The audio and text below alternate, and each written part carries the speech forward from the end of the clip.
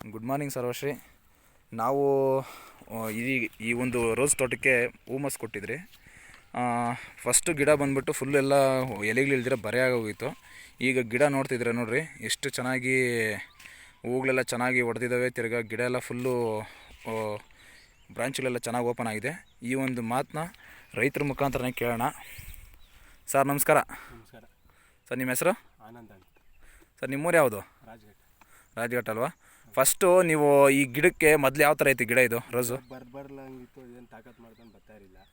ಹುಮ್ಮಸ್ ಕೊಟ್ಟರು ಮಹೇಶ್ ಅವರು. ಹುಮ್ಮಸ್ ಕೊಟ್ಟು ಎಲ್ಲ DAP ಜೊತೆಗೆ ಹಾಕಿದ್ರಿ. ಹುಮ್ಮಸ್ ಯಾವ ಥರ ಕೊಟ್ರಿ ನೀವು ಈ ರೋಸ್ ತೋಟಕ್ಕೆ? ರೋಸ್ ತೋಟಕ್ಕೆ ಭೂಮಿಯಾಗ ಇದು ತೆಗೆದುಬಿಟ್ಟು ಮುಚ್ಚಿದ್ರಿ. ಮಣ್ಣು ತೆಗೆದುಬಿಟ್ಟು ಮುಚ್ಚಿದ್ದಾ? ಇದು ಎಷ್ಟು ದಿವಸದಿಂದ ಕೊಟ್ಟಿದ್ರು? ಒಂದು ತಿಂಗಳಿಂದನಾ, ಒಂದು 15 ದಿವಸದಿಂದ ಯಾವ ಥರ ಕೊಟ್ಟಿದ್ರು? ತಿಂಗಳಾಯ್ತಾ? ಎಷ್ಟು ದಿವಸ ಕೆಲಸ ಮಾಡುತ್ತೆ ಅಂತ ಹೇಳಿದ್ರು ಹುಮ್ಮಸ್ ಅವರು? 80 ದಿವಸ ಕೆಲಸ ಮಾಡ್ತಾರೆ ಅಂತ ಹೇಳಿ. 80 ದಿವಸ ಕೆಲಸ ಮಾಡಿದೆ ಅಂತ ಹೇಳಿದ್ರಾ? ಗಿಡ ಇವಾಗ ನಿಮ್ಗೆ ಏನು ಅನಿಸ್ತಿದೆ ಮೊದಲಕ್ಕೂ ಈಗೂ? ಇವಾಗೂ ಪರವಾಗಿಲ್ಲ, ಚೆನ್ನಾಗದೆ ಗಿಡ. ಮೋಸನು ಚೆನ್ನಾಗದೆ, ರೈತರಿಗೂ ಪರವಾಗಿಲ್ಲ.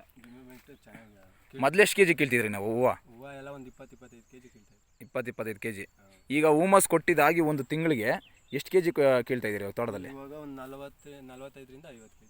45ರಿಂದ 50 kg ಕೀಳ್ತಾ ಇದ್ದೀರಾ? ಟೋಟಲ್ ನಿಮ್ದು ಎಷ್ಟು ಬರುತ್ತೆ ಇದು ಫುಲ್ಲು? 1800 ಗಿಡ. ಎಷ್ಟು ಡಬ್ಬ ಹಾಕಿದ್ರಿ ಈ ಹೂಮಸ್ ಇದಕ್ಕೆ? 4 ಡಬ್ಬ ಹಾಕಿದ್ರಾ? ತಿರುಗಿ ಮತ್ತೆ ರೈತರಿಗೆ ಏನಂತ ಹೇಳಕ್ಕೆ ಇಷ್ಟಪಡ್ತೀರಾ ಈ ಒಂದು ಹೂಮಸ್ ಕೊಡೋದ್ರಿಂದ? ಹೂಮಸ್ ಕೊಟ್ಟರೆ ಒಳ್ಳೇದು, ಒಳ್ಳೆ ಕ್ವಾಲಿಟಿ ಬರ್ತದೆ, ಚುಕ್ಕೆ ರೋಗ ಇರಲ್ಲ. ಔಷಧಿನೂ ಸ್ವಲ್ಪ ಕಂಟ್ರೋಲಾಗಿ ಕೇಳ್ತದೆ. ಔಷಧಿ ಕಂಟ್ರೋಲಾಗಿ ಕೇಳ್ತೈತೆ. ಎಲ್ಲ ರೈತರು ಯೂಸ್ ಮಾಡ್ಬೋದು ಅಂತ ಹೇಳ್ತೀರಾ? ಯೂಸ್ ಮಾಡ್ಬೋದು, ಮೋಸ ಏನಿಲ್ಲ. ಚೆನ್ನಾಗಿ ಡೆವಲಪ್ಮೆಂಟು ಆಗ್ತದೆ ಗಿಡ ಡೆವಲಪ್ಮೆಂಟು ಚೆನ್ನಾಗೈತೆ.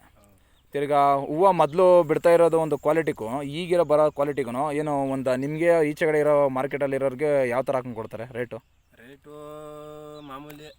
ಏನು ರೇಟ್ ಹೋಗ್ತದೆ 50-60 ರೂಪಾಯಿ ರೇಟ್ ಮಾಮೂಲಿ. ಚೆನ್ನಾಗಿದ್ರೆ 100-120 ಹೋಗ್ತದೆ. ಚೆನ್ನಾಗಿದ್ರೆ 100-120 ಹೋಗ್ತದೆ. ನಿಮ್ಮದು ಮಾಮೂಲಿ ಹೈ ಕ್ವಾಲಿಟಿ ಬರ್ತಾ ಇದೆ ಹೂವು? ಮಾಮೂಲಿ ಮಾಮೂಲಿ ಕ್ವಾಲಿಟಿ ಬರ್ತೈತೆ. ಸರಿ, ಥ್ಯಾಂಕ್ ಯು ಸರ್.